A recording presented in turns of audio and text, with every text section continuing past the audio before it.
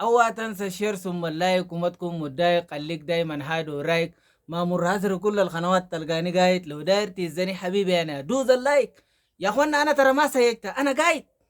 يعني بلقى ناس في الشارع سيلفي وما اعرف لك اسئله كده بيدخلوا الزول في فتيل. فكثير من الناس قاعدين بيدخلوني في فتيل، لكن نعمل شنو؟ ما الا نسيد نلبي يا اخوانا.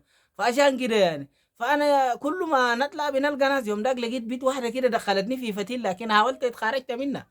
يا اخي قالت لي عيني يا مر حصري. انا اقسم بالله العظيم زمان بناكل النوتيلا والشوكولاته والحمام والجداد.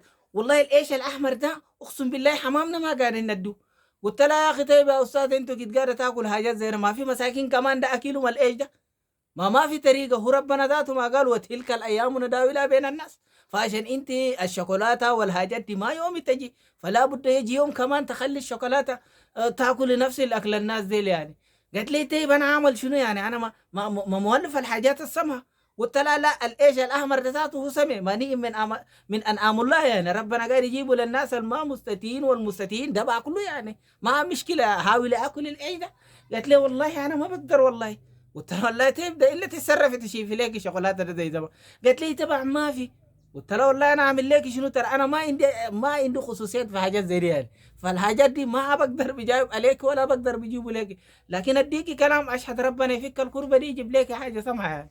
قالت لي والله الا كان كده. فعشان كده يا اخوانا ما تحاولوا تدخلونا في ظروف كده ما يا. فالناس زي يا اخوانا ترى اي ناس ربنا بديهم نعمه معينه كده ياكلوها. فالانعام دي كلها واحده يعني، فتاكل ايش؟ فتريد ولا ايش؟ دخن ولا ماريك؟ وكله في النهايه بدخل البطن يعني. فانت لو موالف الحاجات السمحه، ربنا وقد قال وتلك الايام نداولها بين الناس.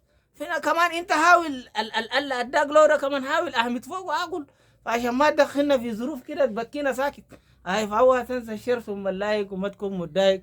خليك دايما هادي ورايق. ما مرات في كل القنوات تلقاني قايد. لو داير تيزاني حبيبي انا دوز اللايك.